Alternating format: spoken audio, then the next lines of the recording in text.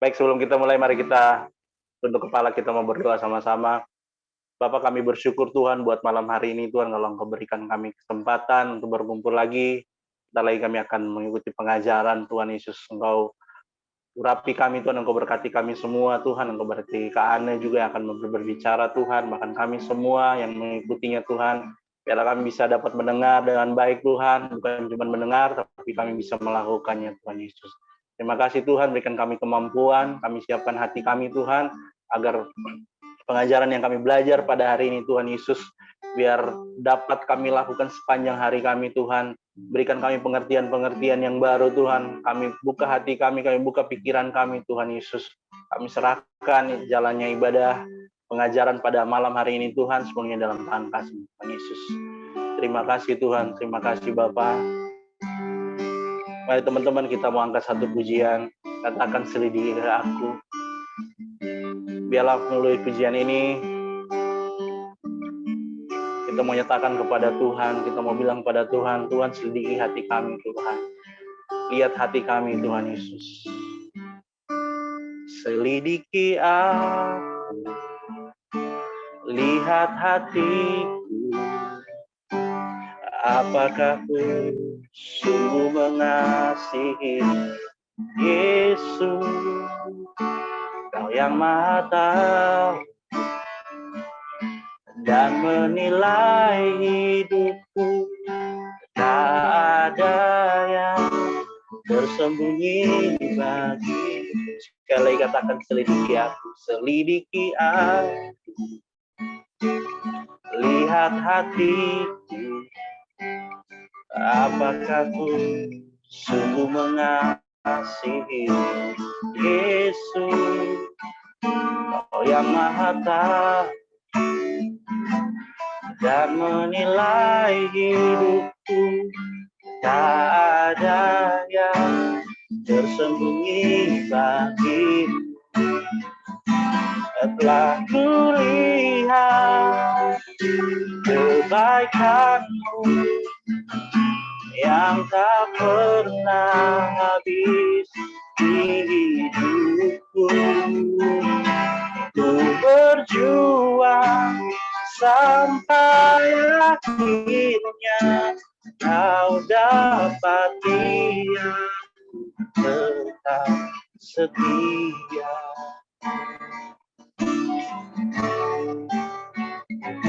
Selidiki aku, lihat hatiku. Apakah ku sungguh mengasihi Yesus, Kau yang Maha Tahu dan menilai hidupku. Tak ada yang tersembunyi bagiku. Telah kulihat kebaikanmu yang tak pernah habis di hidupku. Ku berjuang sampai akhirnya, Kau dapati aku tetap setia. Dan telah kulihat kebaikanmu yang tak pernah habis di hidupku. Ku berjuang sampai akhirnya, Kau dapati aku tetap setia.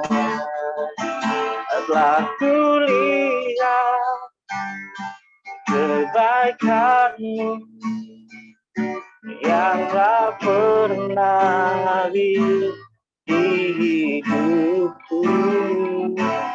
Ku berjuang sampai akhirnya, Kau dapati aku tetap setia. Telah kulihat kebaikanmu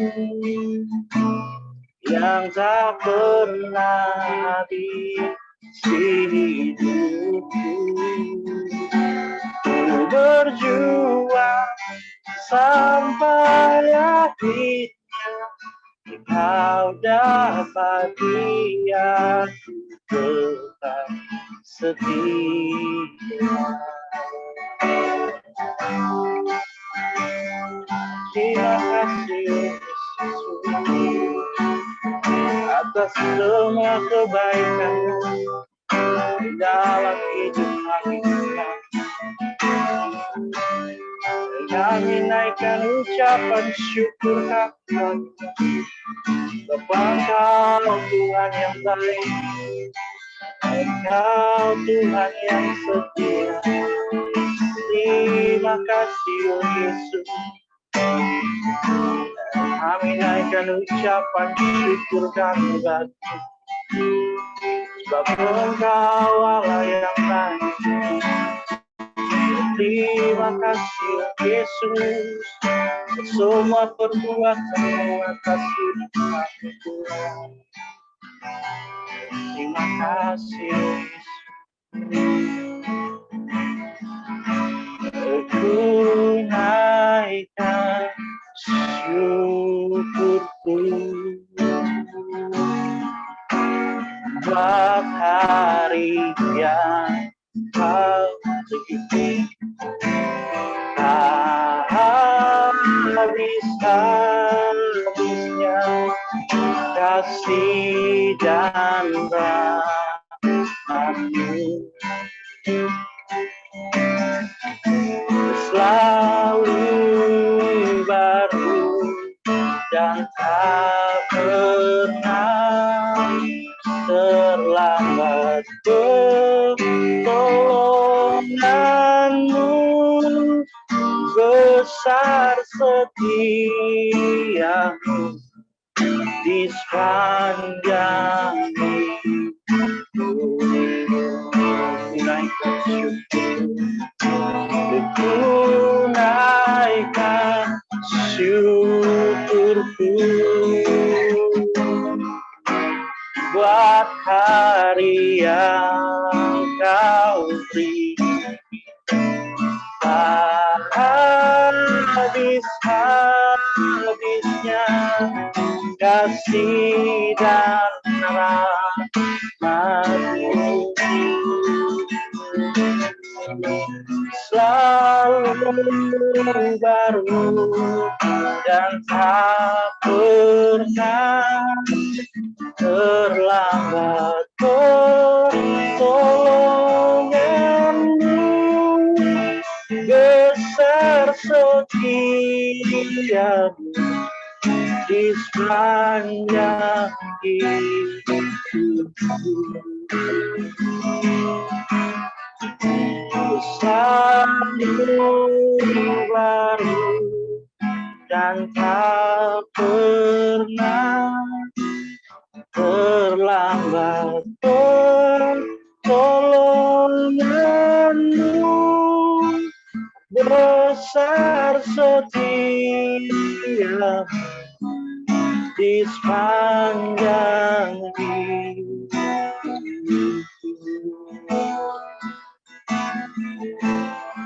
Besar setia di sepanjang hidupku. Karena silakan. Kami mengucap syukur Tuhan untuk malam hari ini. Terima kasih untuk waktu yang bisa kami pakai sampai hari ini. Terima kasih untuk kesempatan yang Engkau berikan sampai hari ini. Tuhan tolong pimpin kami. Malam ini kami mau belajar firman-Mu. Terangi hati kami dengan kebenaran-Mu. Kiranya Roh Kudus, Engkau yang taruhkan firman-Mu di dalam mulut hamba, dan Engkau yang memberikan pengertian kepada kami semua tentang kebenaran-Mu. Dan mampukan kami untuk bukan hanya memahami kehendak-Mu, tetapi juga melakukannya. Terima kasih Tuhan, kami mau mulai pelajaran kami pada malam hari ini. Di dalam nama Tuhan Yesus kami berdoa. Amin. Selamat malam. Kita hari ini bicara soal liturgia atau liturgi, yang artinya adalah tata cara ibadah. Minggu-minggu yang lalu ya kita sudah melewati pembahasan tentang Taurat, tentang Sabat, pelan-pelan kita mulai mengerti apa itu Taurat, dari mana itu Taurat berasal, kalau ada kata Taurat apa artinya, apa yang masih berlaku sampai sekarang dan apa yang tidak berlaku, ya kita sudah belajar. Jadi Taurat itu peraturan-peraturan hukum ketetapan yang tidak ideal dan dapat diubah. Tidak ideal, jadi standar idealnya Tuhan itu diturunkan. Bersumber dari dekalog atau 10 hukum. Nah, 10 hukum ini yang tidak berubah, yang berlaku secara universal. Sedangkan penjabarannya tidak bersifat universal atau tidak berlaku untuk semua bangsa. Dekalog itu kalau disarikan lagi menjadi 2, kasihi Tuhan dan kasihi sesama manusia. Karena pada dasarnya, pada hakikatnya Allah adalah kasih. Barang siapa tidak mengasihi, ia tidak mengenal Allah sebab Allah adalah kasih. Jadi kasih adalah sifat dasar Tuhan. Tetapi kasih bukan berarti Tuhan itu selalu baik, tidak pernah melakukan hal yang tidak baik kepada kita. Hal yang tidak baik pun dilakukan kepada kita yang menurut kita tidak baik, tujuannya untuk kebaikan. Dan kalau kasih itu pasti di dalam kasih itu ada didikan. Ya. Kasih yang tidak mendidik itu, cinta yang tidak mendidik itu bukan kasih, bukan cinta. Tapi memanjakan. Dan memanjakan itu menghasilkan pribadi yang buruk, bukan? Kalau kita menjadi orang tua, anak kita dimanjakan, hasilnya gimana? Hasilnya anak jadi tidak dewasa. Hasilnya anak jadi seenak-enaknya. Nah, demikian juga kalau kasih itu ada keadilan.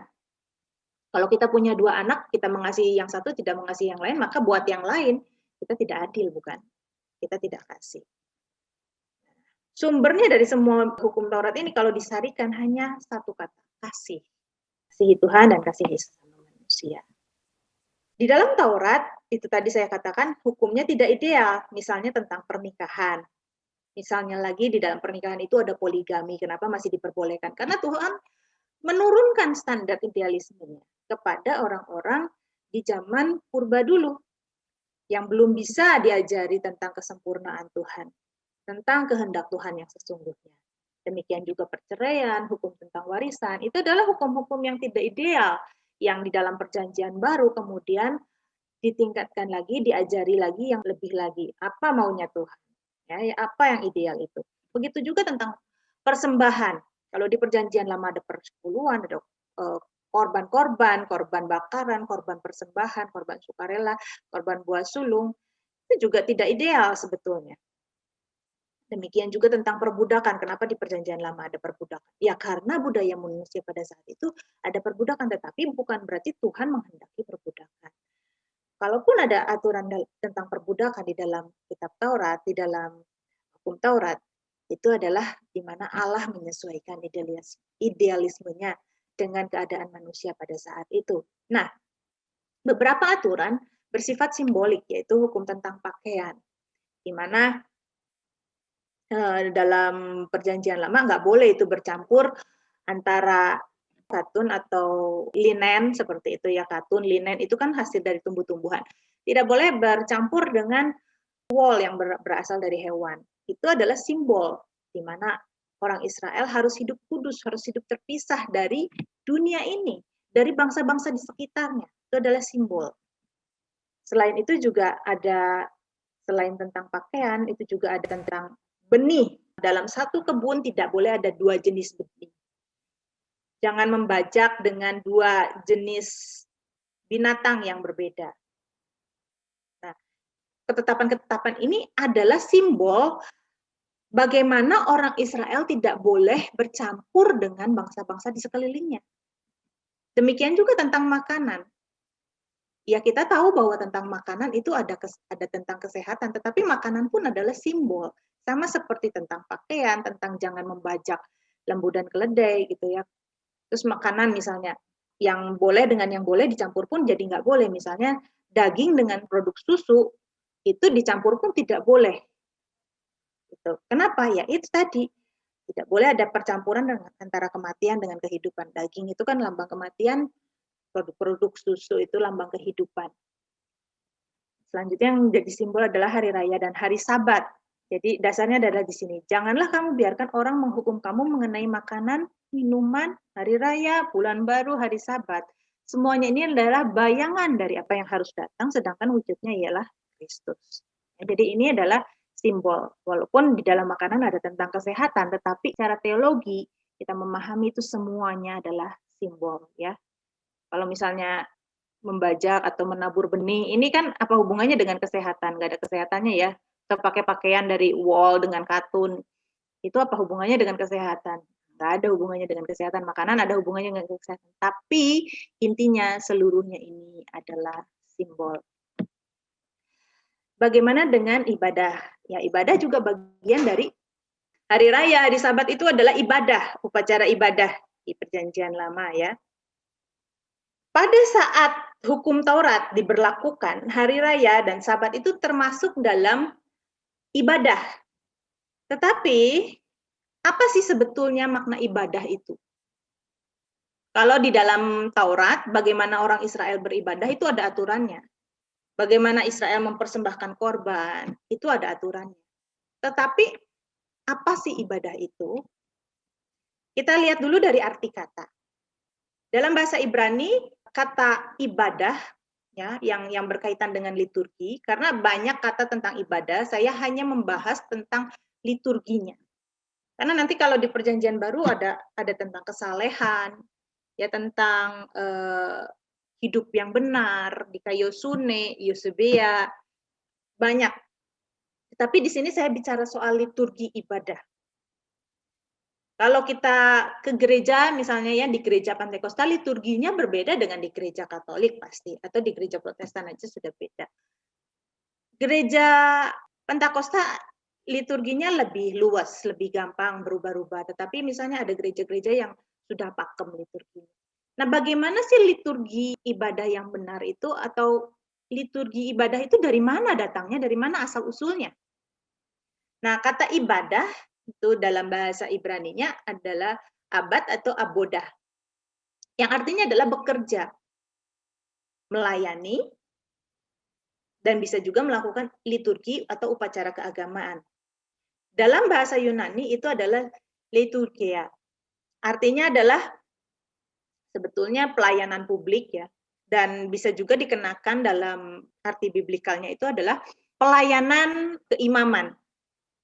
Kemudian yang berikutnya adalah ergon. Ini adalah usaha, pekerjaan atau perbuatan. Paraskue artinya adalah persiapan untuk suatu upacara keagamaan. Dan latreia atau latreuo adalah pelayanan kepada Allah yang berkaitan juga dengan Taurat. Ini dari arti kata. Nah, bagaimana pada mulanya manusia diperintahkan untuk beribadah? Kalau kita lihat di Perjanjian Lama seperti Abraham, seperti Nuh, seperti Ayub, mereka melakukan persembahan korban bakaran. Tidak ada kata di situ ada mereka menyanyikan pujian, nggak ada.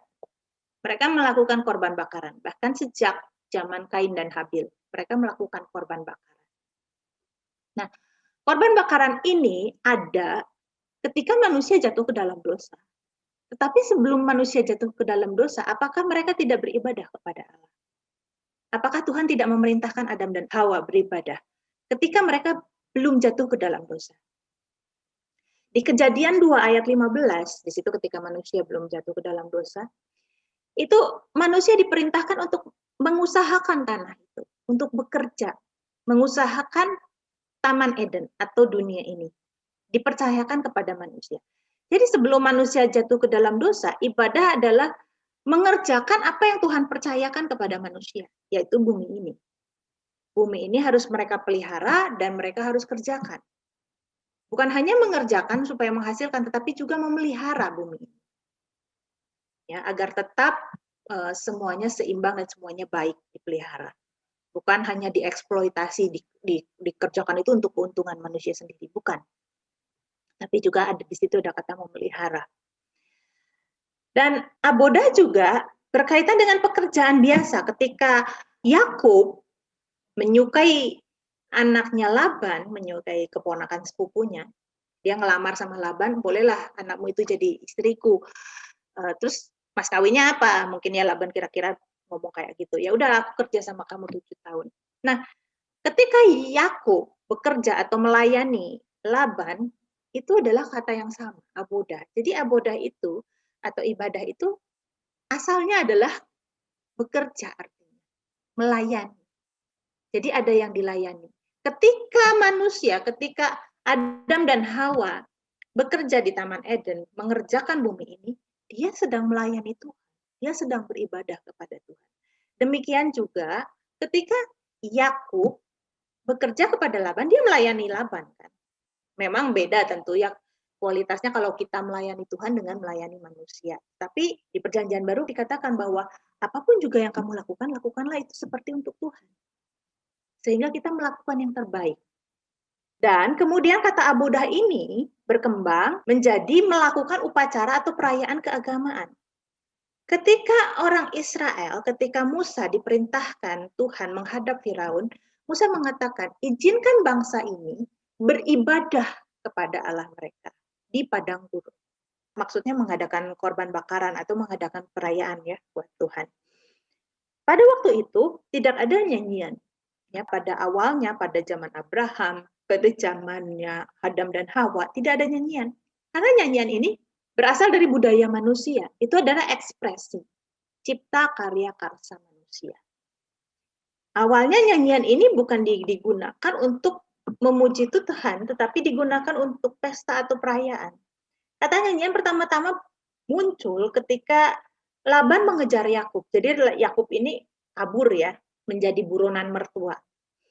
Yakub bawa anak istrinya dan gundiknya 2. Kemudian karena dia sudah jenuh sama bos sekaligus mertuanya yang pelitnya minta ampun, jadi dia kabur.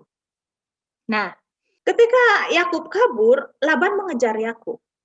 Di tengah jalan ketika Laban tidur, Laban diperingatkan oleh Tuhan untuk jangan macam-macam sama si Yakub gitu ya. Nah, maka ketika Laban ketemu Yakub, akhirnya berubahlah kata-katanya. Asalnya dia mau marah-marah, mungkinnya mau menghukum Yakub, bahkan kalau bisa itu anak-anaknya dibawa lagi sehingga Yakub juga ikut lagi ke sana dan bekerja lagi buat Laban. Tetapi ketika dia ketemu, akhirnya narasinya seperti ini. Apa yang kau perbuat ini, maka engkau mengakali aku dan mengangkut anak-anakku perempuan sebagai orang tawanan. Mengapa engkau lari diam-diam dan mengakali aku? Mengapa engkau tidak memberitahu kepadaku supaya aku mengantarkan engkau dengan sukacita dan dengan nyanyian, dengan rebana dan kecapi? Jadi budayanya pada saat itu mereka pakai rebana dan kecapi. Nah, itu kan hasil ciptaan manusia. Mungkin zaman Adam dan Hawa belum bisa menciptakan rebana dan kecapi. Tapi zamannya Yakub ini sudah bisa. Ya, jadi nyanyian ini dipakai untuk pesta dan dalam situasi ini adalah pesta perpisahan tentunya. Coba kalau kamu ngomong dulu gitu, nanti aku bikinin pesta pakai nyanyian dengan rebana dan kecapi. Gitu ya, jadi awalnya digunakan untuk pesta atau perayaan. Dan ini adalah ekspresi bagaimana orang-orang Timur Tengah kuno gitu ya. Sehingga ketika misalnya ada peristiwa ketika tentara Firaun dan Firaun itu mati lenyap dihempas oleh Laut Merah, Miriam berekspresi dengan cara bernyanyi dengan rebana. Rebana ini jadi budayanya orang Timur Tengah. Ya, seandainya pada waktu itu Musa bukan orang Timur Tengah, seandainya Musa dan Miriam ini orang Batak, tentu tariannya bukan rebana dan kecapi, tapi tarian tortor kan? Atau misalnya mereka itu adalah orang Sunda, maka tariannya si Miriam ini jaipongan. Tapi karena mereka orang Timur Tengah, maka mereka memukul rebana dan menari-nari. Jadi rebana ini bukan alat yang kudus gitu ya, yang Tuhan sukai, bukan. Tetapi inilah cipta budaya manusia, hasil karsa budaya manusia. Dan Tuhan itu bukan cuma suka sama budaya Timur Tengah aja, kebetulan aja kisah-kisah Alkitab itu mengambil lokasi di situ, di Timur Tengah itu. Ya memang saya dulu penari tamborin, saudara. Saya juga sempat salah memahami, saya kira Tuhan itu sukanya nari-nari tamborin gitu ya, Tuhan nggak suka tari-tarian lain. Saya juga pakai tamborin dulu. Itu nggak salah, hanya kalau menganggap bahwa Tuhan disukakan hanya dengan hal itu yang salah. Nggak salah kita nari tamborin di gereja, ya kita mengadopsi budaya sana ya nggak apa-apa lah gitu ya, nggak apa-apa lah. Tapi bukan itu satu-satunya. Kalau kita mau identik dengan budaya Timur Tengah, ya kita pakai rebana dan kecapi aja. Kita nggak usah pakai keyboard, nggak usah pakai drum gitu. Dan ada gereja yang misalnya fanatik bahwa musik gereja yang benar, tata cara liturgi di gereja yang benar adalah zaman abad pertengahan, misalnya seperti itu. Padahal zamannya Tuhan Yesus sendiri belum ada piano. Ya mereka pengen pakai lagu-lagu itu yang klasik, musiknya musik klasik. Padahal zamannya Tuhan Yesus itu kan belum ada. Tuhan Yesus sendiri nggak pakai itu gitu. Ya, jadi jangan mengharuskan, mengkotakkan bahwa Tuhan itu sukanya seperti ini. Tuhan itu kreatif, maka Tuhan itu menciptakan manusia dengan kreativitas juga. Bagaimana manusia berkreasi dengan seni, ya itu juga bisa gitu untuk kita berekspresi. Bukan menyenangkan hati Tuhan, tetapi cara kita meluapkan ekspresi kita, bagaimana kita bersuka cita atas pertolongan Tuhan, mengucap syukur, seperti itu ya. Nah, zaman Taurat itu diberikan, hanya imamlah yang melakukan ibadah setiap harinya di bait Allah. Imam yang melakukan korban pagi, korban petang, itu imam yang melakukan di bait Allah atau di kemah suci. Sedangkan umat pada umumnya itu hanya wajib 3 kali setahun untuk datang ke kemah suci atau ke bait Allah. Mereka hanya diwajibkan memperingati Sabat. Apa yang mereka lakukan pada saat Sabat? Saya sudah jelaskan bahwa mereka berkumpul bersama keluarga, sang ayah mengajarkan firman, tetapi tentu tidak seharian itu ngomongin firman, enggak. Intinya adalah ada waktu untuk membicarakan firman, ada waktu untuk keluarga, ada waktu untuk memberikan perhatian, untuk mendidik anak-anak, untuk bersuka cita dan makan bersama, untuk beristirahat dari pekerjaan. Jadi mereka tidak pergi ke satu tempat, tidak. Mereka harus tinggal di rumah pada hari Sabat itu. Belum ada sinagog pada saat itu. Hanya 3 kali setahun mereka harus datang ke bait Allah. Suku-suku Lewi pada saat kemah suci Musa itu masih ada, itu dikhususkan 3 anak Lewi itu dari Bani Gerson, Kehat, dan Merari, itu ada tugas-tugasnya ketika zamannya Musa.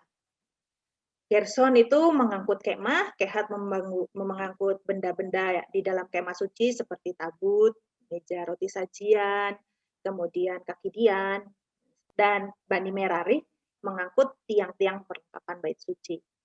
Tetapi kemudian ketika mereka masuk ke tanah Kanaan dan kemudian Daud mendirikan bait Allah sehingga tidak perlu lagi kemah ini dipindah, dibongkar pasang gitu, ada perubahan yang dilakukan oleh Daud. Gerson, Kehat, dan Merari kemudian menjadi penyanyi-penyanyi. Memang Daud juga kan seorang pemazmur ya, senang memuji Tuhan. Jadi Bani Gerson, Kehat, dan Merari ditugaskan oleh Daud untuk menyanyikan puji-pujian. Nah, terkait dengan suku Lewi ini, mereka tidak memiliki bagian tanah warisan di Kanaan. Ketika mereka masuk ke Kanaan, zamannya Yosua, mereka nggak punya bagian itu. Mereka nggak punya pekerjaan lain selain harus fokus untuk melayani Tuhan. Zamannya Musa, mereka mengangkut kemah suci, merawat benda-benda bait suci. Zamannya Daud, mereka harus menjadi pelayan liturgos, pelaksana liturgos ya, pelaksana liturgi di bait Allah. Mereka nggak punya modal untuk produksi. Mereka nggak punya tanah untuk mereka beternak, untuk bertani, nggak punya. Sedangkan setiap suku Israel punya. Oleh karena itu, demi keadilan sosial, maka orang Israel melakukan persembahan, persepuluhan, dan kemudian ini dibagi-bagi juga kepada suku Lewi. Karena suku Lewi tidak memiliki modal produksi itu tadi, tidak memiliki tanah pertanian untuk bertani dan berternak. Nah, Daud ini mengatur suatu aturan yang baru, yang berbeda dengan Musa. Jadi mereka diharuskan memuji-muji, diharuskan ada aturannya gitu. Daud mengatur dengan sangat rapi. Tetapi kemudian pada zaman raja-raja, ya, dan akhirnya mereka dibuang, Tuhan itu sangat marah dengan kesalehan agamawi bangsa Israel. Di Amos 5 ayat 21 Tuhan menegur, aku membenci, aku menghinakan perayaan. Aku nggak suka dengan upacara, dengan segala yang kamu buat. Aku tidak senang kepada perkumpulan rayamu. Ya, jadi nggak senang sama segala liturgi-liturgi yang mereka lakukan. Kenapa? Kita lihat ayat 22. Sungguh apabila kamu mempersembahkan kepadaku korban-korban bakaran dan korban-korban sajianmu, aku tidak suka. Dan korban keselamatanmu berupa ternak yang tambun, aku tidak mau pandang. Jauhkanlah daripadaku keramaian nyanyian-nyanyianmu, lagu gambusmu tidak mau aku dengar. Tetapi biarlah keadilan bergulung-gulung seperti air dan kebenaran seperti sungai yang selalu mengalir.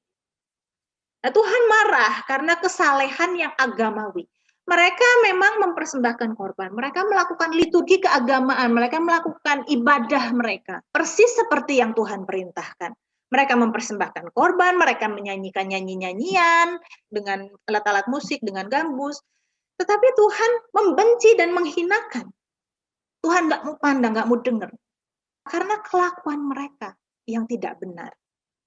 Sehingga ibadah, ya, liturgi, upacara keagamaan, tanpa perilaku yang benar, perilaku sehari-hari yang benar, itu semuanya sia-sia.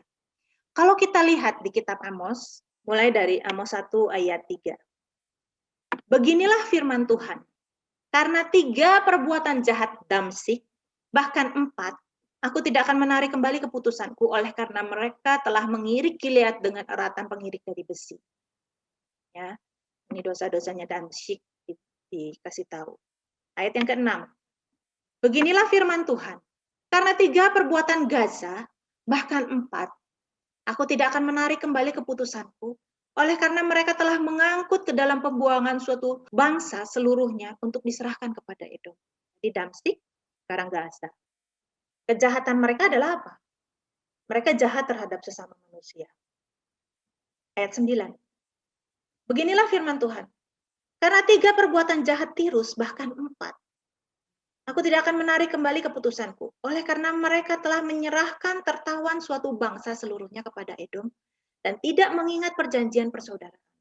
Lihat ini, 3 bangsa yang bukan orang Yahudi ini Tuhan tegur, karena 3 perbuatan jahat, bahkan 4. 3 itu adalah angka yang sempurna. Ini bukan cuma 3, tapi 4. Artinya udah benar-benar keterlaluan kejahatan mereka terhadap sesama manusia. Lihat, mereka ditegur bukan karena mereka menyembah berhala, bukan. Tetapi karena perlakuan mereka terhadap sesama manusia. Tuhan tidak menuntut bangsa-bangsa ini untuk menyembahnya. Tetapi Tuhan menuntut mereka, bangsa-bangsa kafir ini, untuk mengasihi sesama manusia, berbuat keadilan terhadap sesama manusia. Ya, itu tadi sudah 3 ya, sampai Tirus tadi. Ayat 11. Beginilah firman Tuhan. Karena 3 perbuatan jahat Edom, bahkan 4, aku tidak akan menarik kembali keputusanku. Oleh karena ia mengejar saudaranya dengan pedang dan mengekang belas kasihannya dan memendamkan amarahnya untuk selamanya dan menyimpan gemasnya untuk seterusnya. Ada 4 bangsa Edom. Ayat 13. Beginilah firman Tuhan. Karena 3 perbuatan jahat Bani Amon, bahkan 4, aku tidak akan menarik kembali keputusanku. Oleh karena mereka membelah perut perempuan-perempuan hamil di Gilead dengan maksud meluaskan daerah mereka sendiri. Lihat kan? Mereka nggak ditegur karena mereka tidak menyembah Yahweh. Mereka ditegur karena mereka berperilaku kejam terhadap sesama manusia. Udah 5, kemudian 6. Beginilah firman Tuhan, karena 3 perbuatan jahat Moab, bahkan 4, aku tidak akan menarik kembali keputusanku oleh karena ia telah membakar tulang-tulang Raja Edom menjadi kapur. Yang ke-7, lihat, ini kepada bangsa Yehuda. Beginilah firman Tuhan, karena 3 perbuatan jahat Yehuda, bahkan 4, aku tidak akan menarik kembali keputusanku oleh karena mereka menolak hukum Yahweh, menolak hukum Tuhan. Dan tidak berpegang kepada ketetapan-ketetapannya, tetapi disesatkan oleh dewa-dewa kebohongannya yang diikuti oleh nenek moyang. Jadi kepada bangsa-bangsa lain Tuhan marah karena mereka berperilaku jahat, kejam, tidak adil terhadap sesama manusia. Tetapi kepada orang Yehuda, Tuhan marah karena mereka tidak berpegang kepada Taurat. Kepada bangsa-bangsa lain, Tuhan nggak marah karena mereka mengingkari Taurat. Enggak, karena mereka memang tidak tahu Taurat. Tapi mereka dianggap bersalah ketika mereka menindas sesama mereka manusia. Kemudian Israel ya, beginilah firman Tuhan. Karena 3 perbuatan jahat Israel, bahkan 4, aku tidak akan menarik kembali keputusanku. Oleh karena mereka menjual orang benar karena uang dan orang miskin karena sepasang kasut. Di zamannya Amos ini, kerajaan Yehuda dan Israel itu sudah berpisah. Sejak zamannya Rehabeam, sejak perpisahan itu antara Israel Utara dan Selatan, mereka kemudian sudah tidak lagi beribadah kepada Yahweh. Oleh karena itu, orang Israel dianggap jahat karena mereka menjual orang benar karena uang. Karena ketidakadilan yang mereka lakukan kepada sesama manusia. 7 bangsa-bangsa ini, 6 bangsa kafir, 1 bangsa Israel, itu dianggap bersalah. Bukan karena mereka tidak menyembah Yahweh, tapi karena mereka melakukan kejahatan terhadap sesama manusia. Tetapi kepada bangsa Yehuda, di mana mereka masih menyembah Yahweh, mereka dianggap bersalah karena mereka mengingkari perjanjian dengan Tuhan. Oleh karena itu, di sini dikatakan, aku membenci, aku menghinakan perayaanmu di Amos 5 ayat 21-24. Aku tidak senang kepada perkumpulan rayamu. Karena mereka munafik, kesalahan yang agamawi. Begitu juga di Yesaya 64 ayat 6. Demikianlah kami sekalian seperti seorang najis, dan segala kesalahan kami seperti kain kotor. Kami sekalian menjadi layu seperti daun, dan kami lenyap oleh kejahatan kami seperti daun dilenyapkan oleh angin. Ada pengajaran yang mengatakan begini, segala perbuatan baik kita tuh sia-sia. Kita mau segimana baiknya juga nggak bisa menandingi kebaikan Tuhan. Tuh lihat, tuh baca ayatnya. Kesalehan kita tuh dianggap kain kotor. Bagaimanapun kita berbuat baik, itu seperti kain kotor di hadapan Tuhan, nggak pernah sempurna. Harus dilihat dari pasal 58. Jangan cuma dilihat 1 ayat aja. Tuhan menghargai kesalehan orang, Tuhan menghargai usaha orang untuk berbuat baik. Memang kita tidak selamat karena kita perbuatan baik, bukan. Kalau Tuhan Yesus tidak menebus, kalau Tuhan Yesus tidak mati, kita tidak bisa selamat. Tetapi bukan berarti kita tidak perlu berusaha untuk berlaku saleh. Kalau dikatakan di sini kesalahan seperti kain kotor, ya ini yang sama dengan di kitab Amos. Mereka itu saleh melakukan kegiatan rohani seperti itu, melakukan liturgi-liturgi agama, tetapi lihat di pasal 58 bagaimana munafiknya mereka. Mereka puasa tapi mereka menindas orang. Seolah-olah mereka suci, mereka suka berpuasa, mereka suka berdoa. Tetapi kelakuan mereka sehari-hari, mereka menganggap tidak ada Tuhan. Mereka bukan orang-orang yang ateis, tetapi mereka melakukan ateis praktis. Mereka melakukan praktek-praktek ateis. Mereka hanya bertuhan ketika mereka beribadah, melakukan pelayan-pelayan. Tapi di luar itu, mereka menganggap Tuhan tidak ada. Nah, inilah ateis praktis. Di negara kita banyak yang seperti ini. Negara kita adalah negara yang beragama. Tetapi banyak orang-orang yang ateis praktis seperti ini. Nggak takut Tuhan. Korupsi, menindas sesamanya, memperlakukan pembantu dengan tidak berperi kemanusiaan, mengejek gitu ya, atau bahkan marah itu keterlaluan gitu. Itu adalah orang-orang yang merasa Tuhan itu hanya ada di gereja. Mereka tidak menghormati Tuhan, menganggap Tuhan itu hanya ada 2 jam di gereja. Tapi di lain waktu Tuhan nggak lihat, seolah-olah Tuhan nggak lihat kehidupan mereka. Mereka tidak menghayati kehadiran Tuhan. Jangan sampai kita seperti kesalehan agamawi Israel ini melakukan liturgi upacara keagamaan, tapi kehidupan sehari-hari mereka tidak mencerminkan penghormatan mereka kepada Tuhan. Nah, di zaman pembuangan ada perubahan. Perubahan ini adalah dari doanya Salomo ketika mereka dibuang, ketika mereka tidak bisa melakukan korban lagi ya, tidak bisa melakukan upacara-upacara keagamaan tersebut karena itu hanya harus dilakukan ketika bait Allah ada.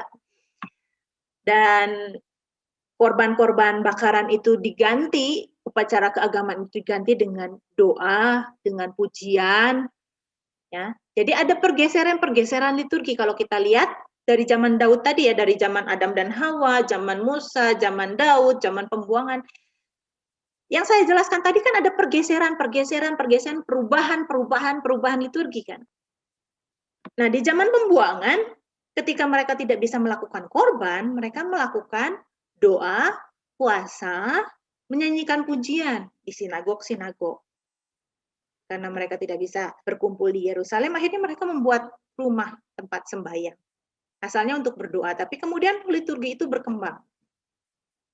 Bagaimana perkembangan liturgi? Saya rangkum seperti ini. Jadi sebelum pembuangan, zamannya Taurat dulu, zamannya Musa, kalau hari Sabat mereka berkumpul bersama keluarga di rumah masing-masing, di mana ayah sebagai imam. Yang melakukan ibadah di Bait Suci itu hanya imam saja. Sedangkan jemaah pada umumnya, orang-orang pada umumnya, selain orang Lewi, selain keturunan Harun, mereka hanya 3 kali setahun pergi beribadah ke Bait Suci. Di masa pembuangan mereka berkumpul di sinagog pada hari Sabat untuk mendengarkan firman, untuk berdoa bersama, untuk melakukan menyanyikan pujian. Nah, gereja mewarisi liturgi pasca pembuangan ini. Bahkan kalau kita lihat Tuhan Yesus pun melakukan ibadah seperti itu. Seperti zaman orang-orang setelah pembuangan. Tetapi kemudian ketika kekristenan dimusuhi oleh orang-orang Yahudi, ada perpisahan. Yang asalnya mereka berkumpul hari Sabat, ketika mereka dibenci dianiaya orang Yahudi, maka mereka berkumpul di hari yang pertama. Mereka berkumpul juga untuk mendengarkan firman. Sama ketika orang Yahudi berkumpul di sinagog, mereka datang untuk mendengarkan firman, mereka datang untuk berdoa, mereka datang untuk menyanyikan pujian. Begitu juga di zaman gereja. Mereka berkumpul di rumah-rumah. Belum ada yang namanya gedung gereja. Nah, apa itu sinagog? Sinagog adalah rumah ibadat orang Yahudi. Tetapi arti kata yang sebenarnya sinagog adalah jemaah, congregation assembly. Sinagog ini berasal dari kata Ibrani kahal atau terjemahan dari kahal dan edah. Kahal dan edah itu artinya adalah jemaah, congregation. Jadi ketika mereka berkumpul, sering berkumpul, maka rumah itu disebut sinagog. Padahal sinagog itu adalah perkumpulan artinya, congregation artinya. Tapi ketika mereka berkumpul, maka tempat mereka berkumpul disebut rumah ibadah atau sinagog. Sama kan? Sebetulnya gereja itu adalah jemaat atau orang-orang percaya. Tetapi ketika orang-orang percaya ini berkumpul di satu tempat, maka tempat itu disebut gereja. Nah, kahal atau congregation itu adalah jemaah Israel. Di Perjanjian Lama, jemaah Israel itu disebut kahal. Seperti orang Israel dipanggil keluar, seperti Abraham dipanggil keluar dari Ur Kasdim. Kemudian orang Israel dipanggil keluar dari Mesir. Demikian juga gereja Tuhan dipanggil keluar. Eklesia adalah gabungan dari kata ek dan kaleo. Ek itu keluar dan kaleo itu dipanggil.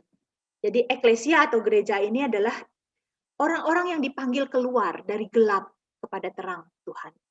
Orang-orang yang dipanggil keluar dari dunia ini. Seperti orang Israel keluar dari dunia Mesir. Seperti orang Israel dipisahkan dari bangsa-bangsa sekelilingnya. Seperti Abraham dipisahkan dari keluarganya di Ur Kasdim, di Haran. Nah, demikian juga orang-orang percaya di Perjanjian Baru dipanggil keluar. Seperti orang Israel dipanggil keluar dari Mesir. Demikian juga gereja dipanggil keluar dari gelap kepada terang. Jadi harus ada perpisahan. Harus ada perbedaan seperti orang Israel. Saya sudah jelaskan tentang Taurat, bagaimana mereka berbeda dari bangsa-bangsa di sekelilingnya. Ya, ada perbudakan, tapi perbudakan yang berbeda. Ada aturan-aturan yang membuat mereka berbeda. Aturan-aturan yang membuat mereka lebih bermoral daripada bangsa-bangsa pada saat itu. Demikian juga orang percaya dipanggil keluar. Harus berbeda. Dan setiap zaman, setiap generasi, ada tantangan untuk kita itu berbeda dari dunia. Kalau misalnya di zaman jemaat mula-mula, di gereja mula-mula, mereka dianiaya oleh orang Yahudi. Kalau mereka nggak mau dianiaya, ya mereka harus balik ke agama Yahudi. Meninggalkan Yesus, menyangkali Yesus sebagai Tuhan. Kalau mereka nggak mau dianiaya, kalau mereka tinggalnya bukan di daerah Palestina, mereka tinggalnya di daerah-daerah kekuasaan Romawi lainnya, misalnya di Asia Kecil, misalnya di Eropa, di Roma, dan seterusnya. Kalau mereka tidak mau dianiaya, mereka nggak mau dibunuh, mereka nggak mau disiksa, mereka harus tunduk pada perintahnya, aturannya Kaisar, yaitu penyembahan kepada Kaisar. Jadi jangan kita katakan, gimana kita mau hidup kudus di tengah dunia seperti ini saat ini. Setiap zaman ada tantangannya masing-masing. Zaman jemaat mula-mula itu tantangan mereka.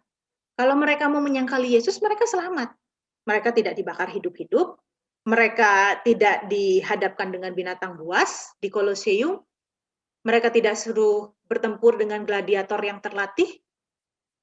Nah, sekarang kita, di tengah-tengah dunia kita saat ini, ada pertandingan yang berbeda. Tetapi sama-sama kita harus bertanding seperti jemaat mula-mula. Karena itulah panggilan kita untuk menjadi berbeda dengan dunia ini. Ya, jadi eklesia adalah dipanggil keluar. Dan eklesia atau sinagog, jemaah ini ya, adalah persekutuan orang percaya. Kata persekutuan artinya bersekutu, sepakat, ada kesepakatan di situ ya, ada mengandung kata kesepakatan. Bersekutu adalah untuk mencapai satu tujuan bersama. Tujuan itu serupa dengan Kristus. Jadi bukan, oh kalau kita bersekutu, berkumpul bersama sebagai gereja, tujuannya adalah misalnya menyelenggarakan ibadah. Bukan itu tujuannya. Tetapi ibadah liturgi itu diadakan untuk tujuan yang lebih besar, yaitu menjadikan jemaat serupa dengan Kristus. Bukan menjadikan gereja kita lebih besar, lebih banyak orang masuk. Gimana ya caranya supaya orang lebih banyak masuk? Oh, kita panggil artis. Oh, kita pasang AC. Oh, kita pasang lighting. Bukan. Bukan tujuan itu. Kalau tujuan itu, kalau supaya tujuannya kuantitas, tujuannya supaya banyak-banyakan, kalau tujuannya kuantitas, akhir-akhirnya, ujung-ujungnya adalah hal-hal yang materi. Ketika jemaat banyak, persembahan banyak. Dan pemimpin gereja mendapatkan keuntungan materi. Seharusnya persekutuan orang percaya tujuannya adalah serupa dengan Kristus. Dan ini bicara soal kualitas, bukan kuantitas. Tuhan bilang, sedikit orang yang masuk dalam jalan sempit itu. Di mana-mana sejak dulu. Kekristenan itu, kekristenan yang murni, harganya mahal. Tapi kalau tidak memiliki satu tujuan, ya, maka itu bukan lagi persekutuan, tetapi rombongan orang-orang. Jadi ngerti ya, tujuannya kalau eklesia itu dipanggil keluar, dipanggil dari gelap kepada terang yang ajaib, untuk terpisah dari dunia ini kan. Maka kita tidak boleh serupa dengan dunia ini. Lalu serupa dengan siapa? Tentunya harus serupa dengan Tuhan Yesus.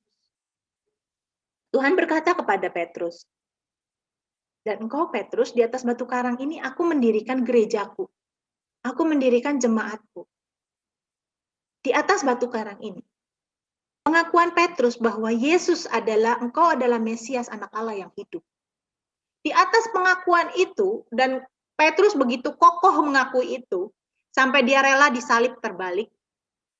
Dia tidak melarikan diri, dia rela mati sebagai martir. Di atas pengakuan yang kokoh itu, untuk dia melayani Tuhannya, untuk dia mengikut Tuhannya sampai mati. Di atas pengakuan itulah, Tuhan mendirikan gerejanya.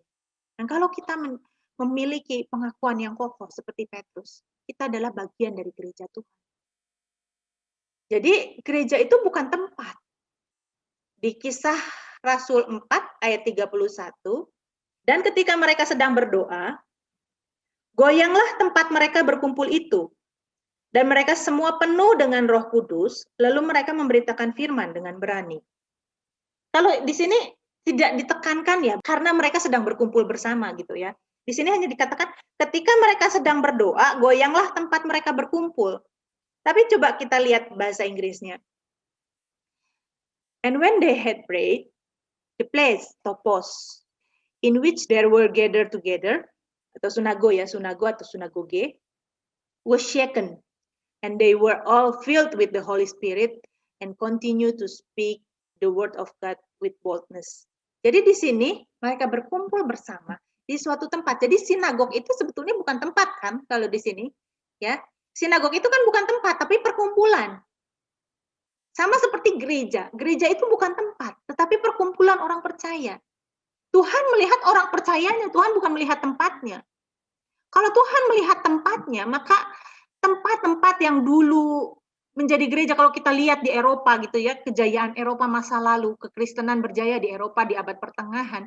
Tapi itu semua sekarang ada yang menjadi tempat agama lain, ada yang dipakai jualan, dipakai toko, dan udah nggak jelas gitu tempatnya sekarang. Jadi Tuhan bukan memperhatikan tempat fisik yang nanti semuanya ini di dunia akan dihancurkan. tidak bersifat kekal.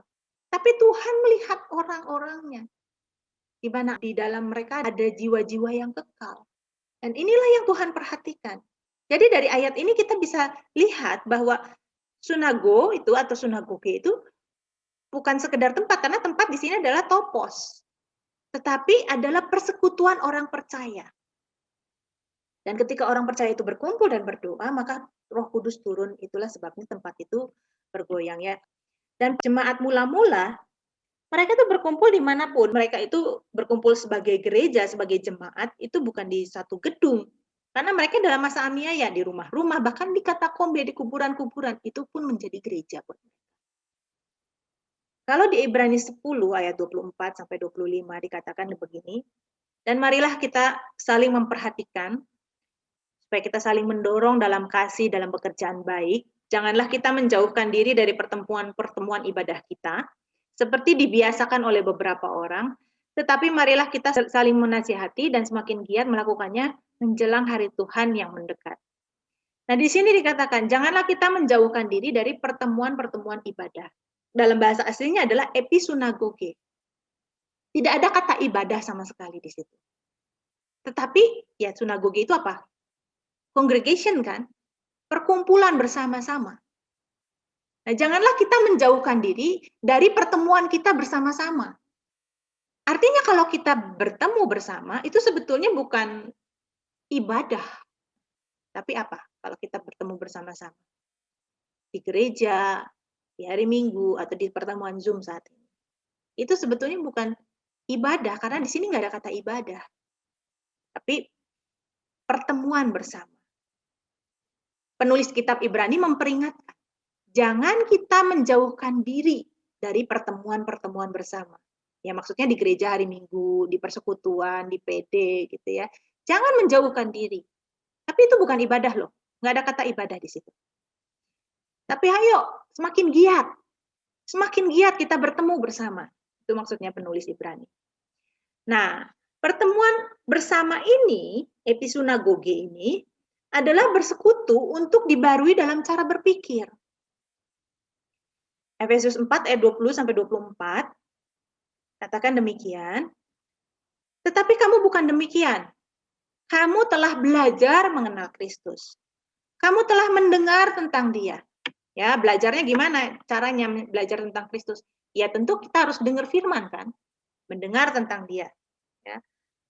Dan menerima pengajaran di dalam Dia menurut kebenaran yang nyata dalam Yesus, yaitu bahwa kamu berhubung dengan kehidupan kamu yang dahulu harus menanggalkan manusia lama yang menemui kebinasaannya oleh nafsunya yang menyesatkan, supaya kamu dibarui dalam roh dan pikiranmu dan mengenakan manusia baru yang diciptakan menurut kehendak Allah di dalam kebenaran dan kekudusan yang sesungguhnya. Jadi manusia lama ini harus di brainwash, harus dididik, harus diajar. Dan di mana belajarnya itu? Di pertemuan-pertemuan ibadah, di pertemuan-pertemuan bersama, episunagoge. Di mana gereja, setiap individu ini, orang-orang percaya berkumpul bersama. Untuk belajar mengenal Kristus, untuk menerima pengajaran yang benar. Ketika menerima pengajaran yang benar, pikiran itu dibarui, pengertian itu dicerahkan, baru mereka, oh iya ya dulu itu salah. Mereka mulai menanggalkan manusia lama. Oh ternyata kebiasaan saya yang dulu tuh salah. Nafsu-nafsu saya yang gampang marah, yang gampang kalau ngelihat cewek yang cantik nafsuan atau ngelihat cowok yang cakep nafsuan gitu, itu salah ternyata. Itu yang harus ditanggalkan. Dan itu adalah perjuangan yang dimulai dari didikan untuk mengenal kebenaran. Jadi episunagoge, pertemuan-pertemuan ibadah adalah untuk belajar. Sedangkan bagaimana menanggalkan manusia lama dan mengenakan manusia baru, itu adalah perjuangan sehari-hari. Ya, jadi itu adalah kata aktif ya. Orang-orang itu yang harus menanggalkan manusia lama dan mengenakan manusia baru, bukan tiba-tiba mereka berubah jadi manusia yang baru, bukan. Setelah mereka keluar dari pertemuan bersama, apa yang mereka dapatkan, apa yang mereka temukan di situ, apa yang mereka pelajari di situ, mereka harus terapkan dalam kehidupan mereka sehari-hari. Bagaimana mereka berjuang mengalahkan kedagingan mereka, bagaimana mereka belajar untuk mengampuni, mengasihi orang yang menyakiti mereka, bagaimana mereka harus menjadi manusia baru, itu adalah perjuangan sehari-hari. Tuhan Yesus katakan, akan datang dan sudah tiba sekarang bahwa penyembah-penyembah benar akan menyembah Bapa dalam roh dan kebenaran. Sekarang itu udah bukan lagi menyembah dengan ditentukan oleh waktu, dengan tempat, tapi dalam roh dan kebenaran. Menyembah Bapa itu di luar batas tempat dan waktu. Bukan lagi seperti orang Yahudi zaman dulu. Ketika imam-imam harus melakukan korban pagi, korban petang. Ketika umat harus melakukan perayaan beribadah 3 kali setahun. Sekarang nggak seperti itu. Di luar batas ruang dan waktu. Bagaimana menyembah Bapa dalam roh dan kebenaran? Bagaimana beribadah kepada Bapa dalam roh dan kebenaran? Di Roma 12 ayat 1 dan 2 dikatakan, karena itu saudara-saudara, demi kemurahan Allah, aku menasihatkan kamu supaya kamu mempersembahkan tubuhmu sebagai persembahan yang hidup, kudus dan berkenan kepada Allah. Itulah ibadahmu yang sejati. Mempersembahkan hidup, ya, mempersembahkan seluruh kehidupan kita, baik itu pikiran, baik itu perasaan, baik itu perkataan, keputusan-keputusan yang kita ambil, sikap kita, sikap hati kita, mungkin itu tidak kita buat, tapi sikap hati kita. Kadang-kadang kita nggak suka sama orang, tapi karena kita dididik ya dengan pendidikan yang baik, kita bisa bersopan santun, padahal hati kita muak gitu dengan orang itu. Nah, di sini dikatakan seluruh hidup kita persembahkan sebagai korban yang berkenan. Seluruh hidup kita itu harus berkenan. Jadi ibadah yang sejati itu menyenangkan hati Tuhan. Ibadah yang sejati tidak memisahkan antara yang rohani dan sekuler. Janganlah kamu menjadi serupa dengan dunia ini. Ya, jadi eklesia gereja itu dipanggil untuk tidak menjadi serupa dengan dunia ini. Masih banyak di antara kita yang katakan, lu jual gue beli. Ya aku kan orangnya begini. Kamu nggak tahu siapa saya. Saya ini memang darah panas. Jangan menjadi serupa dengan dunia ini. Kalau kita dididik seperti itu dari latar belakang suku kita, dari latar belakang keluarga kita dipanggil untuk berubah. Jangan menjadi serupa dengan dunia ini. Tetapi berubahlah oleh pembaharuan budi, pembaharuan pikiran yang dapat dari mana? Pengajaran. Sehingga kamu dapat membedakan ya dari akal budi ini, dari perubahan pikiran, dari pengajaran tentang firman, kita dapat membedakan mana kehendak Allah, mana yang baik, yaitu menurut Taurat, mengasihi Tuhan dan sesama, mana yang berkenan kepada Allah sesuai dengan pertumbuhan rohani kita, dan mana yang sempurna sampai kita mencapai keserupaan dengan Kristus. Kita mencapai limit kita menjadi seperti yang Tuhan inginkan. Jadi ibadah itu bukanlah rangkaian liturgi upacara keagamaan. Oh ya, dimulai dengan doa, doanya pakai doa Bapa kami, terus nanti menyebutkan pengakuan iman rasuli. Saudara, hafal itu pun percuma. Pinter nyanyi pun percuma. Pinter memuji-muji Tuhan pun percuma kalau kelakuan kita tidak menyenangkan hati Tuhan. Ibadah yang sejati tidak memisahkan kehidupan rohani 2 jam di gereja dengan kehidupan sekuler. Ibadah yang sejati adalah keseluruhan hidup kita. Dari pikiran, perkataan, sikap hati kita. Kita ingin menyenangkan Tuhan bahkan dengan sikap hati kita.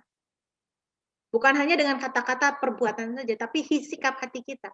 Dan itu pun termasuk dengan keuangan kita. Maka di perjanjian baru tidak ada lagi soal 10% kah, berapa persen kah, tidak. Semuanya juga punya Tuhan. Tapi bukan berarti, oh kalau semuanya punya Tuhan, semuanya kita serahkan ke gereja. Bukan begitu. Kita ini menjadi good steward, kita ini menjadi pengelola yang baik. Menyekolahkan anak kita, mendidik anak kita dengan benar pun, ya dengan baik pun, itu adalah ibadah kita. Tapi jangan beralasan, oh semuanya sudah kulokasikan untuk pendidikan anakku, itu kan ibadah. Itu nggak benar juga, gitu ya. Jadi kita beribadah kepada Tuhan, menyenangkan hati Tuhan itu memang tidak bisa dirumuskan dengan kata-kata, dengan hukum seperti hukum Taurat, kasih 10% begitu aja. Nggak bisa. Bagaimana kita mempersembahkan seluruhnya untuk Tuhan dan kita dengan hikmat Tuhan kita mengatur. Bukan cuma keuangan, waktu pun. Waktu.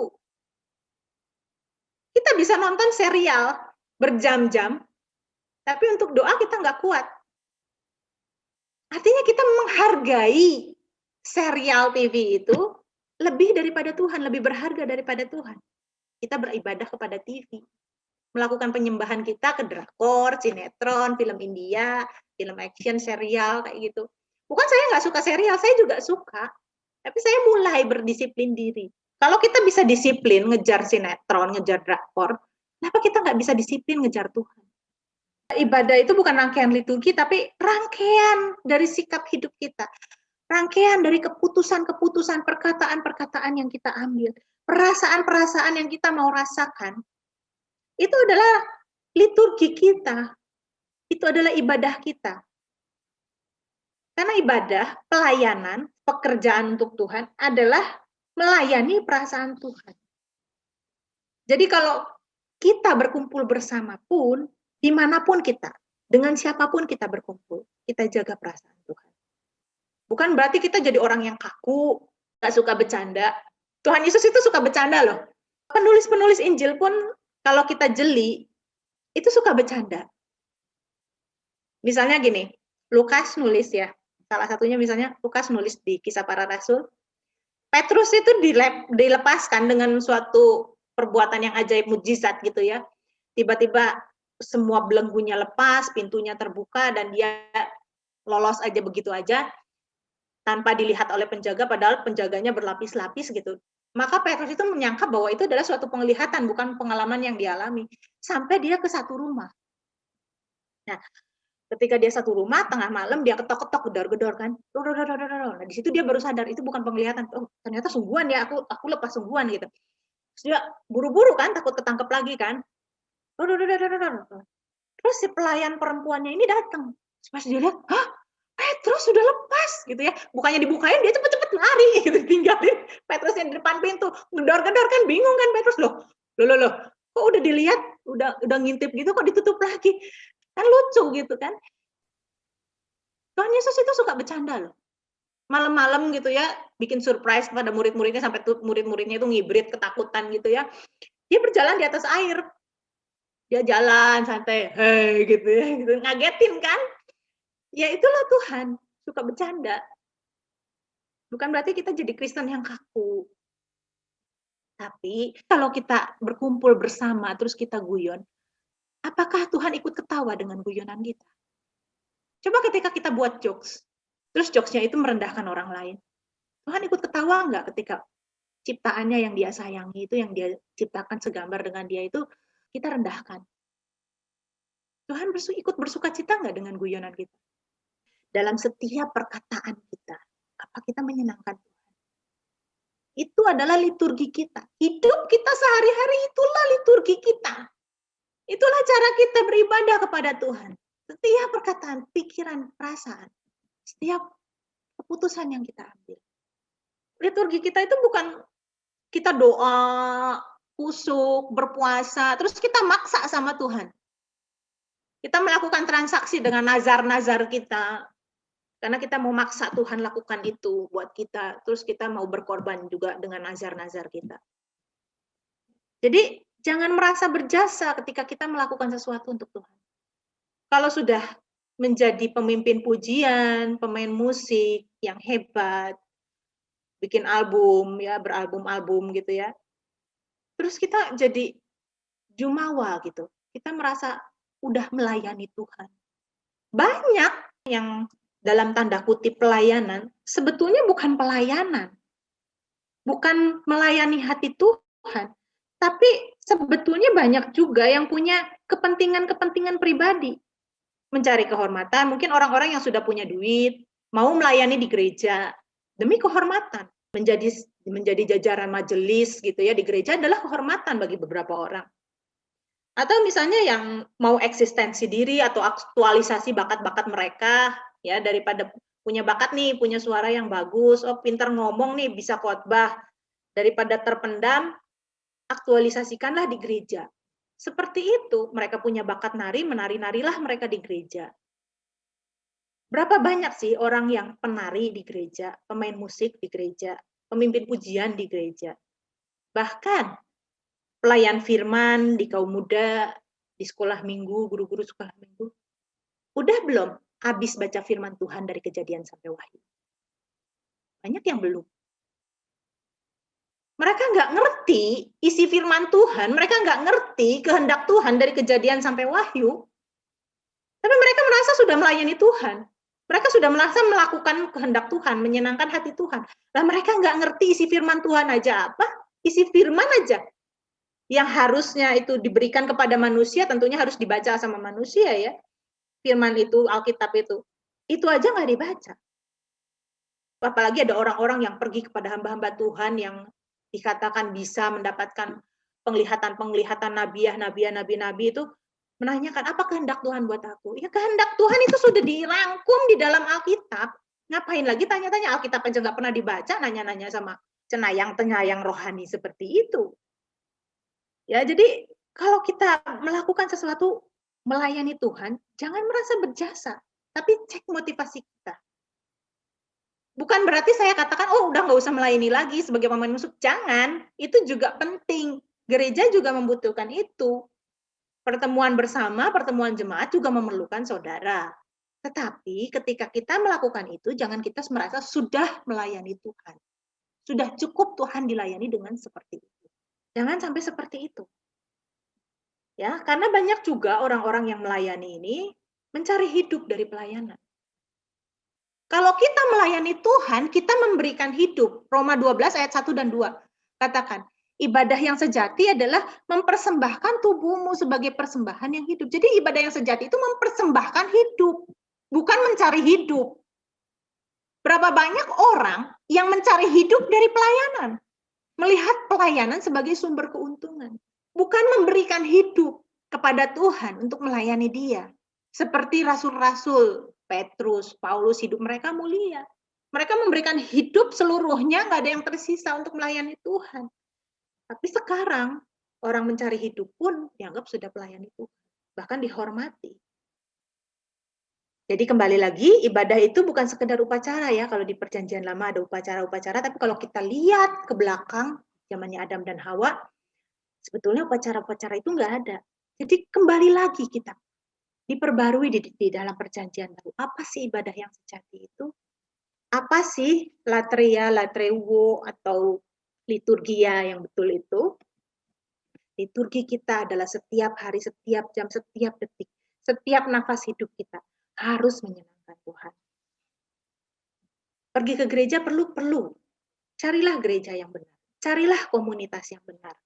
Carilah persekutuan orang percaya yang benar. Jadilah bagian dari gereja yang tidak kelihatan. Apa sih gereja yang kelihatan? Gereja yang tidak kelihatan gini.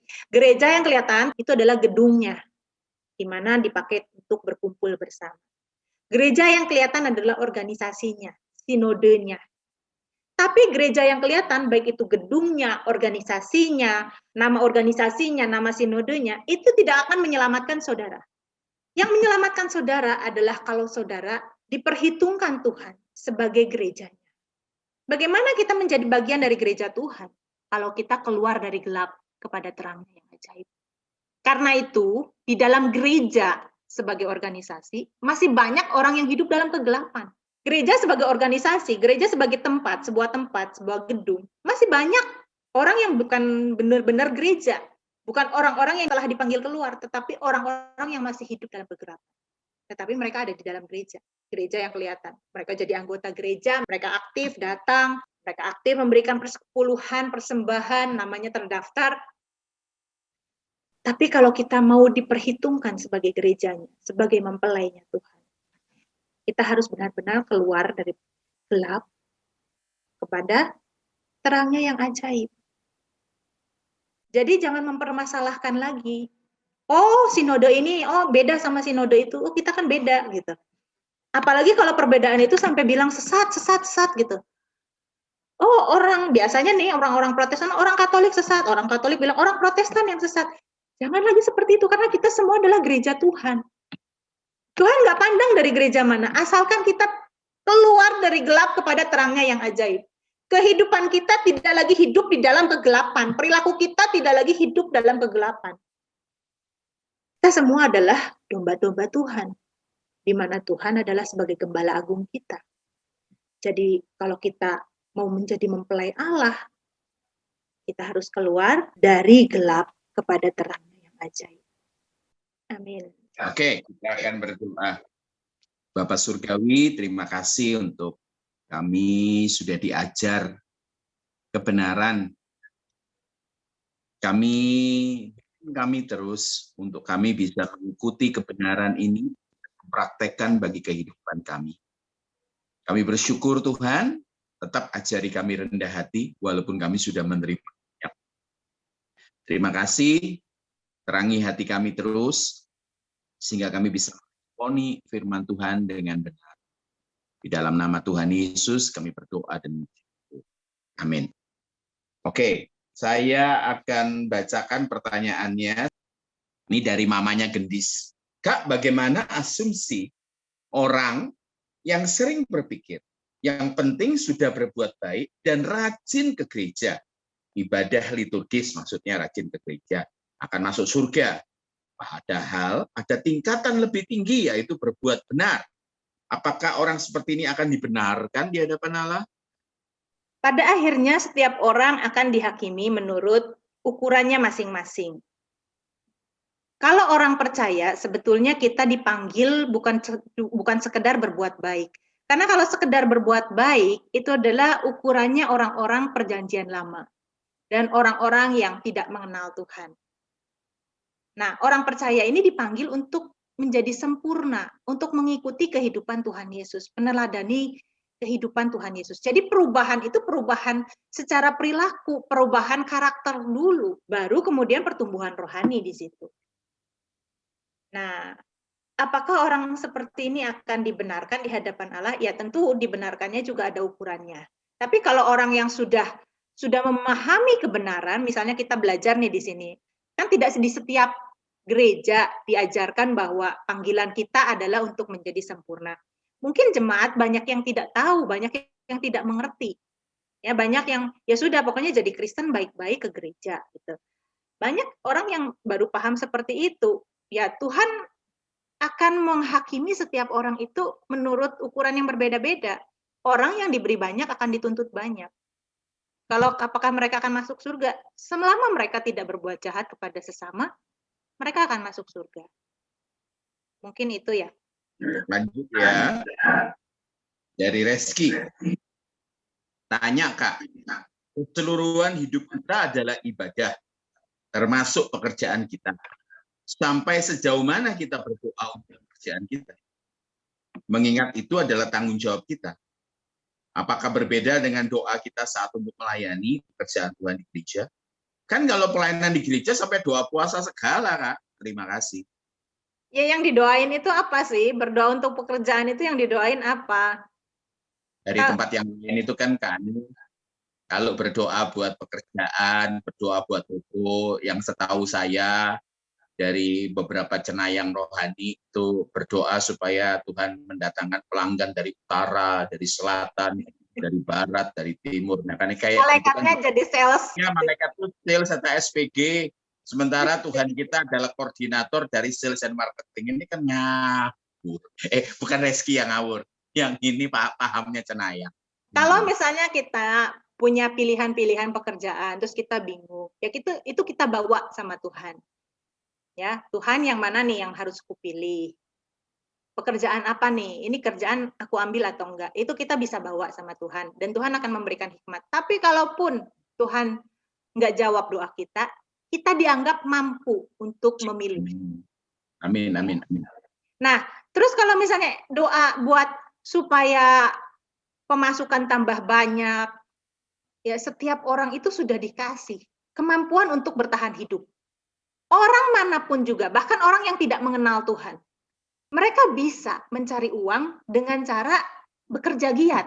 Apa yang bisa mereka lakukan, bakat mereka apa, mereka lakukan, mereka tekuni, mereka bisa dapatkan uang. Jangan berharap bahwa orang Kristen punya dispensasi. Nggak usah kerja keras, terus duit datang.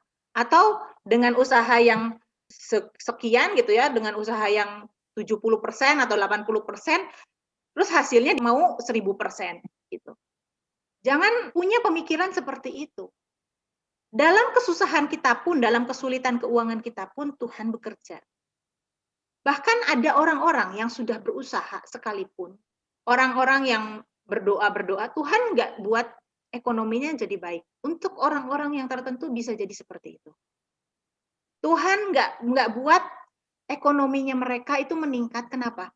Karena Tuhan melihat kalau mereka kaya, kalau mereka banyak uang, ternyata mereka jadi sombong, ternyata mereka semena-mena terhadap orang lain. Itu bahkan Tuhan buat mereka tetap ekonominya itu tetap dikunci sama Tuhan. Di situ aja, sampai situ aja. Karena kalau kamu lebih dari itu, kamu bisa binasa dengan kesombongan kamu, dengan semena-menaan kamu. Dengan uang itu kamu manfaatkan untuk beli cewek, misalnya seperti itu. Jadi pekerjaan itu nggak usah didoain untuk supaya tambah banyak duitnya, enggak. Kerja keras lah. Karena setiap manusia pun sudah diberikan tanggung jawab seperti itu oleh Tuhan. Ya, yuk terus lanjut. Dari Roland. Dulu saya pernah disuruh melamar pelayanan di sebuah gereja besar dengan mengisi resume kesaksian. Apakah ini tidak? Prosedur untuk melayani dengan meng-apply-nya, apakah sah dan tepat bila pelayanan menuntut imbalan atau bensin karena jarak yang jauh?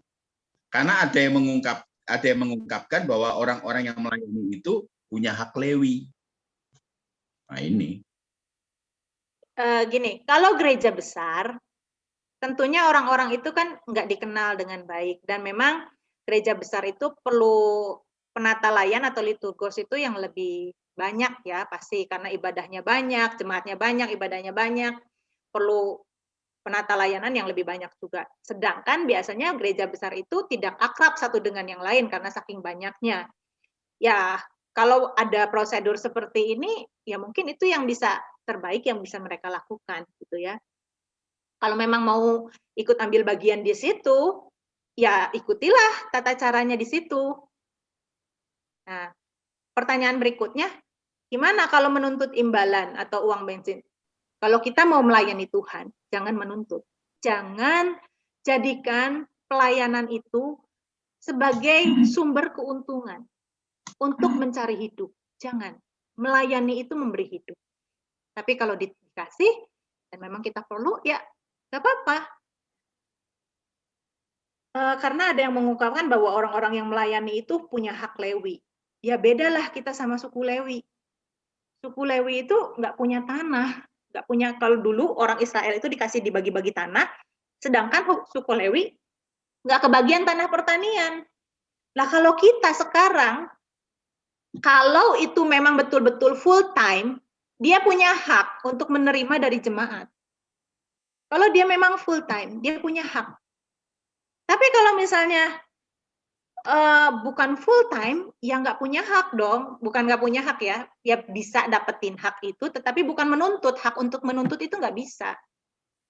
Dan sebagai pemimpin jemaat, tadi saya katakan, kalau pemimpin itu adalah pemimpin yang baik, dimanapun saudara berada, kalau saudara melihat keteladanan hidup pemimpin saudara, dan dia adalah pemimpin yang baik, dia layak untuk saudara hormati, dan dia layak untuk menerima persembahan uang saudara. Sekarang itu gereja-gereja bergeser, banyak profesional-profesional yang juga melayani di gereja. Tetapi juga kebijakan-kebijakan masing-masing gereja itu beda-beda.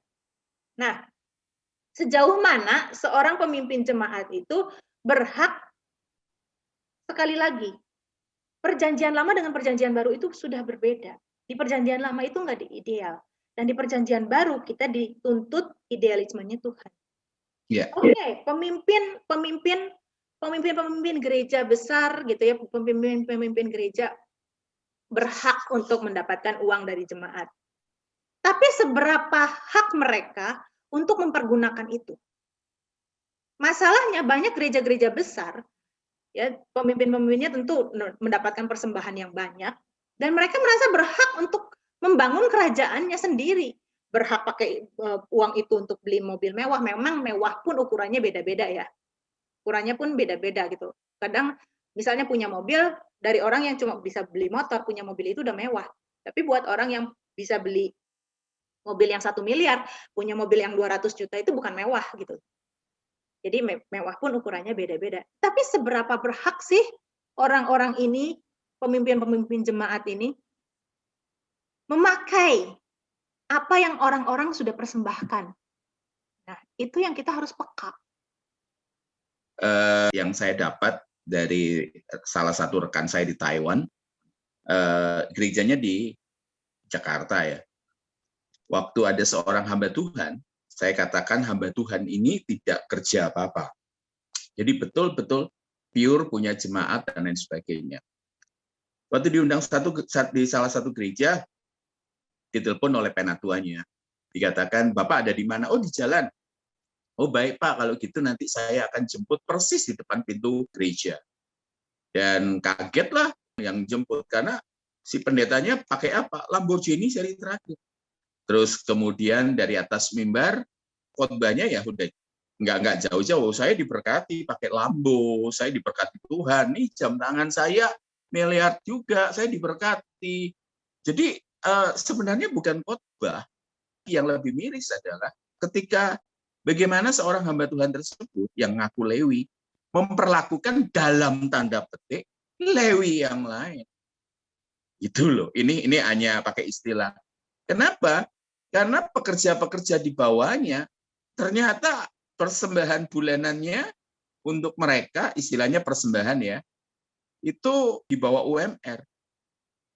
Sementara tongkrongannya Lambo, Rolls Royce, Bentley, jam tangannya Cartier, tongkrongannya LV yang dibawa di tas laki yang dijepitin itu.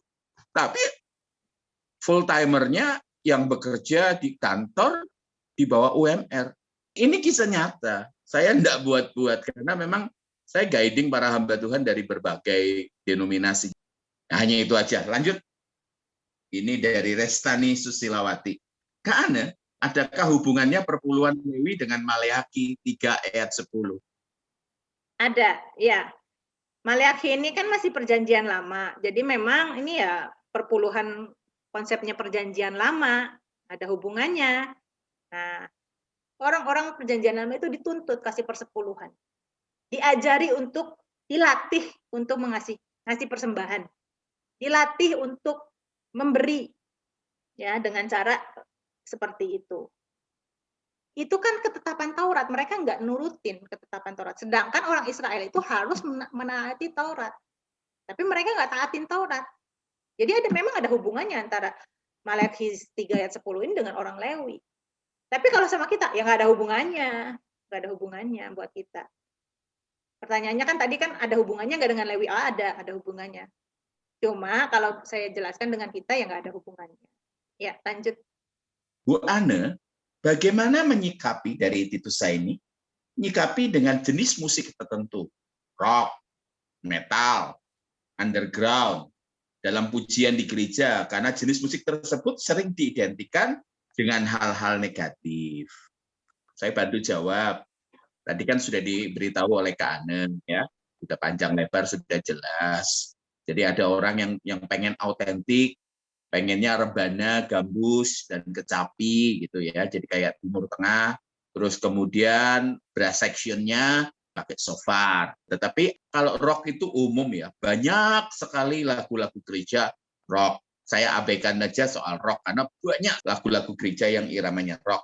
Terus bagaimana dengan metal underground? Saya dahulu menyelenggarakan ibadah namanya dehidrasi. Sebulan sekali tiap hari Senin di Balai Pemuda Surabaya, yang datang cukup banyak. Dulu kami di Tunjungan Plaza. Nah, saya itu lihat ada beberapa anak-anak, dalam tanda petik anak-anak punk. Anak-anak punk nggak ada yang salah dengan anak-anak punk, tapi yang saya tidak suka adalah rebellious-nya, yang pemberontakannya. Bisa katakan mereka kembali ke orang tua. Terus kemudian ini yang terjadi. Lah pada saat lagu, pada saat pujian penyembahan, lah kok tubruk-tubrukan? Tahu saudara, kayak adu banteng. Tuk, tuk, tuk, tuk, tuk, tuk, tuk, tuk, tuk, tuk, tuk, tuk. Akhirnya saya pegang satu orang. Saya katakan gini, lah piye caramu, bagaimana cara kamu memuji Tuhan, menyembah Tuhan lah. Tujuanmu datang ke tempat ibadah buat tubruk-tubrukan. Sudah, ini kumpulkan anak-anak, tak kasih satu ruangan di sana. Saya di Tunjungan Plaza itu saya nyewa satu ruangan. sana tubruk-tubrukan sendiri dalam ruangan. Daripada gitu kan nggak bisa gitu loh, kayak adu banteng gitu loh saudara. Makanya saya katakan ada jenis musik tertentu, ya misalnya death metal. Kalau nyanyi nggak ada suaranya saudara, gitu loh, kayak Snowy saya, wah wah growling gitu, gitu kan opo ya. Yang saya dengar cuma Tuhan, wah wah wah. Saya katakan iya carane gitu. Saya dengerin musik keras. Nah, saya suka yang musik gitu. Tetapi saya katakan, ya saya tidak bisa menemukan, saya bisa mengalami hadirat Tuhan penuh. Ya pada saat suara nggak terdengar. Yang ada growling. Tahu saudara growling, wah, wah, orang mau muntah nggak jadi gitu. Tuh, jadi kalau mau dipakai rock banyak sekali, tetapi metal underground mau dipujian di gereja, kok ya jarang ya. Saya sudah dari ujung negeri ke ujung negeri, sampai ke luar negeri pun, jarang ada yang dipakai metal dengan underground, dipakai di gereja. Komunitas ada, tapi sepengetahuan saya, pas saya bawa firman Tuhan di komunitas anak-anak pang, lagunya juga enggak gitu kok. Ada memang dari antara 4 lagu, 5 lagu, ada 1 lagu. Banyak yang enggak, apalagi perkembangan zaman seperti ini ya. Orang milih lagu-lagu yang bisa meditate ya, bisa meditasi. Meditasi itu bukan meditasinya gaya New Age ya, tapi membuat kita jadi teduh. Kita bisa menselaraskan hati kita ke Tuhan, itu enak. Ya, jangan bilang saya nggak suka musik keras ya. Adik-adik rohani saya di sini tahu, saya suka musik keras. Tetapi kalau musik keras hanya sekedar melampiaskan emosi, melampiaskan kemarahan ya, ada musik-musik yang didasari dengan kemarahan, saya rasa nggak bisa dipakai buat penyembahan. Demikian. Lanjut ya, dari Daniel Kurniawan. Apakah perlu ada perubahan istilah ibadah diganti menjadi pertemuan fellowship, acara, dan sebagainya? Misalnya ibadah raya diubah menjadi pertemuan raya. Ibadah penghiburan diubah menjadi pertemuan penghiburan. Jangan kita mutlakkan. Yang perlu itu perubahan cara kita berpikir, cara kita, paradigma kita yang berubah. Kayak misalnya gini, gereja itu kan kita tahu, eklesia itu adalah orang-orang yang dipanggil keluar dari gelap kepada terang. Itu gereja eklesia. Terus apa kita rubah? Misalnya, gereja kamu di mana? Oh, saya di GPDI, oh saya di GKI. Dirubah gitu ya, bukan lagi gereja gitu, tapi organisasi, gedungnya. Oh, gerejanya sana itu ada gereja tuh. Ternyata itu kan kita nunjuk gedung gereja, gedungnya gitu loh. Apakah kita rubah? Itu adalah gedung pertemuan. Ya, nggak usah seperti itu juga, karena yang namanya bahasa ya udah diserap seperti itu ya sudah gitu ya. Kan ada tata penyerapan bahasa juga ya, sudah ada penyerapan istilah, pergeseran istilah. Yang nggak usah gitu juga, yang penting paradigma kita berubah. Yang penting pengertian kita yang berubah. Dan kita bisa menerapkannya. Ya kayak gini loh kan, kata sembahyang, karena yang sembah, yang widi, yang. Jadi diganti itu, jadi sembah karena Yahweh, jadi sembah gue. Itu kan jadi nggak enak gitu loh. Jadi enggak benar gitu loh. Nah, lanjut ya. Jadi yang sebenarnya mengenai perpuluhan pada saat ini harusnya seperti apa? Tentunya yang sesuai firman Tuhan. Bolehkah perpuluhan itu diberikan kepada hamba Tuhan yang melayani? Di perjanjian baru itu tidak ada aturan tentang perpuluhan. Ketika jemaat mula-mula memberikan persembahan, mereka menjual tanah. Ada yang seluruhnya dipersembahkan. Tidak ada ketetapan di perjanjian baru itu seperti apa. Karena orang perjanjian baru itu dipanggil untuk memberikan segenap hidup. Artinya ya bukan cuma hidupnya segenap, tapi uangnya cuma 10%. Enggak, uangnya juga segenapnya itu punya Tuhan. Enggak ada yang punya kita lagi. Kamu sudah ditebus dan harganya sudah lunas dibayar. Kamu bukan milik kamu sendiri. Kita ini sudah bukan milik kita sendiri. Jadi setiap apa yang kita miliki adalah milik Tuhan. Harus punya sikap itu. Waktu kita, ya kalau kita punya waktu, itu sepenuhnya milik Tuhan. Maka kita harus pakai waktu kita dengan bijaksana. Bukan suka-suka kita sendiri. Termasuk uang kita. Uang kita seluruhnya adalah milik Tuhan. Terus gimana? Kasihin semuanya buat Tuhan ke gereja? Ya enggak. Kita memberi untuk orang tua kita, memelihara orang tua kita pun, itu adalah melayani Tuhan. Kita nyekolahin anak saudara kita yang nggak mampu pun, itu melayani Tuhan. Karena kan melayani Tuhan itu intinya apa? Kasih kan? Allah adalah kasih. Kalau kamu tidak mengasihi, kamu tidak mengenal Allah. Katakan dalam surat Yohanes seperti itu, karena Allah adalah kasih. Nah, bagaimana kita memberikan uang ini untuk Tuhan? Tuhan kan nggak perlu duit. Gimana caranya uang kita ini sampai kepada Tuhan? Nggak ada bank yang bisa mentransfer uang kita ke rekeningnya Tuhan kan? Tetapi uang kita bisa berguna untuk sesama kita. Dan bagaimana kita memberi kepada sesama kita itu, kita yang harus punya hikmat. Saya pernah bicara, kalau aturannya 10% itu nggak adil. Buat orang-orang yang upahnya UMR cuma 3 juta, dipotong 300.000 tiap bulan. 2.700.000 pun dia masih susah untuk hidup. Tapi orang yang gajinya 300 juta, misalnya direkturnya perusahaan-perusahaan besar, 300 juta, kasih 30 juta, setiap bulan masih 270 juta. Itu tiap bulan dia mau keluar negeri jalan-jalan ke Jepang, ke Eropa, masih bisa. Sedangkan yang 2.700.000 ini untuk makan bergizi pun mungkin nggak bisa. Jadi gimana? Ngerti kehendak Tuhan. Yang penting memberi dengan sukacita. Yang penting adalah kita memperhatikan orang yang membutuhkan. Ada yang saya temui, ada orang yang ngambil pengajaran soal perpuluhan dengan salah. Ini saya tidak ngomongin pernahnya ya, tapi saya lihat kisah nyata. Orang ini sering muncul di Facebook, dia memaki-maki orang-orang yang berpuluh, dan itu tidak baik. Pada kenyataannya sebenarnya mengapa dia membelokkan ajaran perpuluhan? Karena memang dia pelit. Nah, jadi prinsip kita adalah kalau kita memberi kepada Tuhan, jangan punya pikiran restribusi. Jangan punya pikiran bahwa itu adalah pajak. Tetapi kita mesti pikir bahwa kita pengelola, kita good steward. Ibu-ibu pasti udah tahu ya kalau terima duit dari suami dibagi. Ini buat listrik, ini buat air, ini buat sekolahnya anak-anak. Segenap hidup kita itu punya Tuhan, termasuk uang kita. Jadi sebenarnya jangan pertanyaannya boleh atau enggak. Bukan, tetapi menyenangkan hati Tuhan atau tidak gitu loh. Ya memang ada beberapa hamba Tuhan yang tidak bertanggung jawab seperti gini. Habis dia khotbah, setelah itu pada saat berdoa dia ngomong, Tuhan ngomong sama saya, ada 10 orang, 5 di antaranya Tuhan akan gerakkan dengan 5 juta.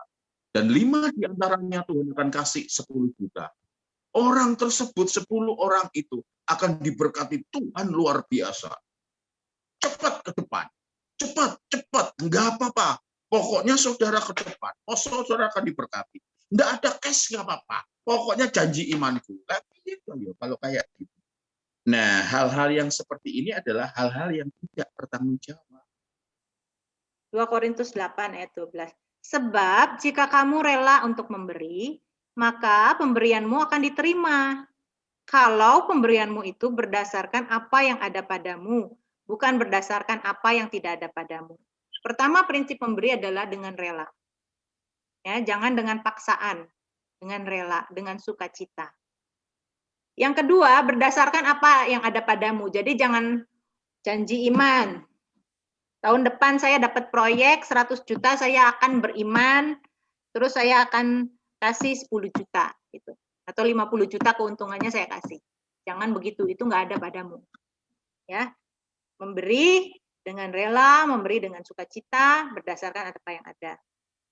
Untuk apa? Prinsipnya memberi itu untuk ini. Sebab kamu dibebani bukanlah supaya orang-orang lain mendapatkan keringanan, tetapi supaya ada keseimbangan. Ingatlah bahwa tidak semua orang itu seberuntung kita. Kalau kita dalam posisi yang beruntung secara ekonomi, ingatlah bahwa tidak semua orang itu punya posisi yang sama dengan kita. Jadi di sini adanya keseimbangan, adanya keadilan. Itulah yang Tuhan inginkan. Apa yang kita punya sekarang di dunia adalah titipan Tuhan. Jadi kalau kita punya lebih, kita berbagilah dengan orang lain. Saudara, kalau pemimpin di tempat saudara berada, itu adalah seorang yang patut dihormati, patut diteladani, saudara hormati.